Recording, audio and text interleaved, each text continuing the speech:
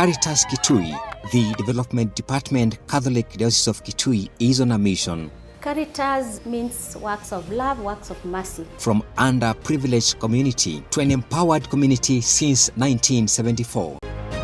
In the vast Kitui County, Mwingi North and Mwingi Central sub-counties, talons of climate change have struck. Climate change is not only a global threat to humanity, it is also a local threat to food security and generally to the lives and the livelihoods of the people in Kitui County. In an effort to address climate change concerns in this area, an Irish-funded project through Trokia Kenya would be implemented to build resilience in this community. It is a 2-year project that we started in 2020 January and it will end in December 2021.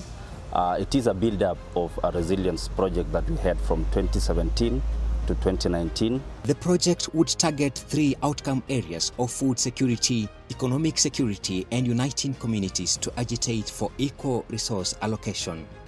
We normally work mostly with women groups. In 2019, 48 groups would register Umwe wa Ngune CBO in Ngune Ward, and 52 groups would register Mukaki CBO in Gomeni Ward. 76% of the beneficiaries are female. Food security is one of the areas that has been greatly affected by climate change, and therefore this project tries to ensure that communities are able to not just produce food, but in a sustainable manner through agroecology. Permaculture, an innovative ethics and design-based process used to make agriculture more sustainable, restoring soil and conserving water.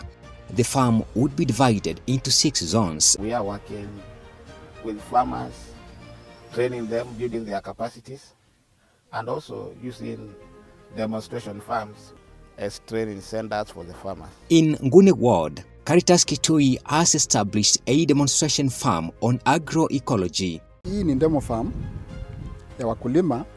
Kuna mambo ya agroecology farming, na mambo ya kufunga kuku, kuna mambo ya asali. To utilize the little rains in these zones, farmers have been taught methods that utilize little water, like use of sunken beds, raised beds, multi-story gardens, zai pits, and shambangunia.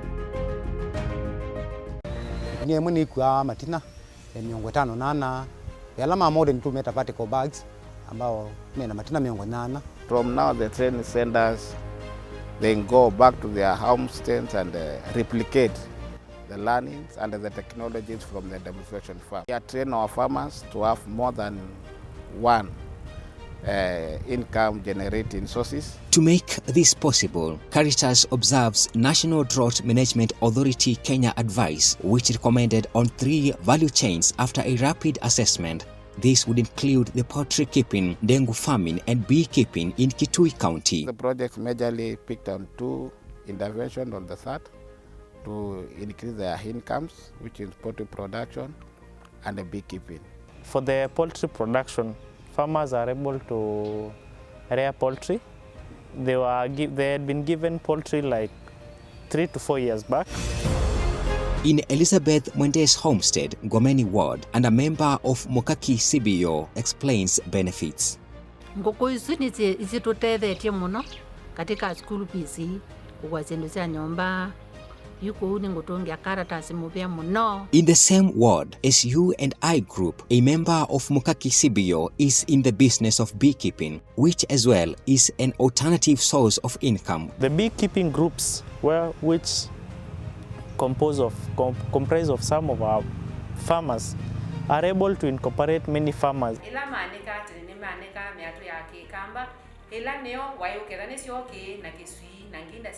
But with this project came the introduction of the curb hives, which is a modernized box hive that is just placed on a stand, only 1.5 meters from the ground.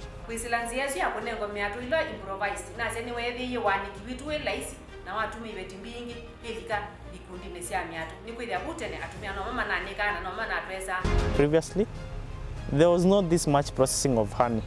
Honey was being sold while unprocessed. At the honey processing hub, Caritas has provided honey processing equipment, storage equipment, and packaging materials.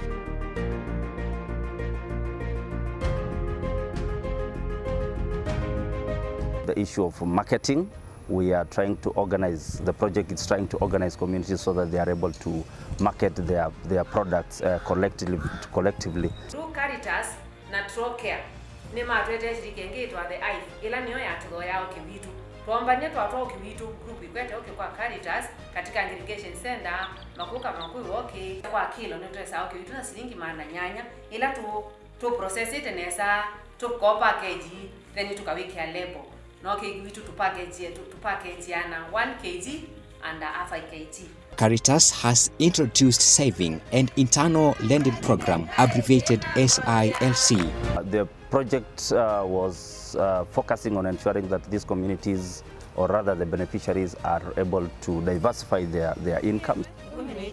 Twatwinwa siliki ini raundi itu ya keli mpesila tunazozianza siengili maana tatu 14 na maana yolo. Masi Mwendwa, a member of this group, Nguni, recounts how she expanded her share. Siliki ya kwanza tulifanya last year, tukamaliza mwezi wa 3, nikapata 41,000. Nikaongezea kuna ingine nilikuwa nimesave, nikanunua hii tangi mnaona hapa. Na tuko sako ya pili. Hiyo ya pili natarajia nipate like 100k. At least nijenge nyumba zingine hapa mbele. Hii plot pia ni yangu. Tumina mwiwa 11 no yutu ina ngili maana na 50 na twiketeza wia with twina ngili maana nyanya raundi 3 na zetu na bangita twanena na mundu kethia bebana tumazita ka plot twake with tukakombwetha zetu kwatoka chamata kikundi Caritas twiketeneza muno na ndona itu Trocare twimatungia mubea muno To train advocacy champions. Tumesoma mambo ya budget kama vile tuko na budget katika county government, national government. Tumesoma mambo ya kuandika proposal, hiyo tumetrainiwa vizuri. Tumefundishwa mambo ya basic bookkeeping and record keeping. In collaboration with other partners and the county government of Kitui, we've been able to develop a Kitui County climate change policy, which is at very advanced stage. We expect it to be in cabinet in a few months. Climate change pia tumefundishwa. With collaboration with the county government, particularly the Ministry of Environment and Natural Resources, we've been able to establish ward climate change planning team in Guni Ward, as provided for in the Kitui County Climate Change Regulations 2018. After the project exits, the county government can take over these groups. Sio lengo letu ya kwamba baada ya Caritas kuondoka hadi kikundi ishe ama sindio ishe. Tuko na maono ya kuendelea. For quite some time, over 20 years, we've been working with Trocare. They have been supporting our sustainable livelihood programs, and they also supported governance work and youth engagement. And we want to appreciate the work that we've been able to do together, the experiences that we've had together, the lessons that we've learned together, and we appreciate them for the work that we've been able to do together.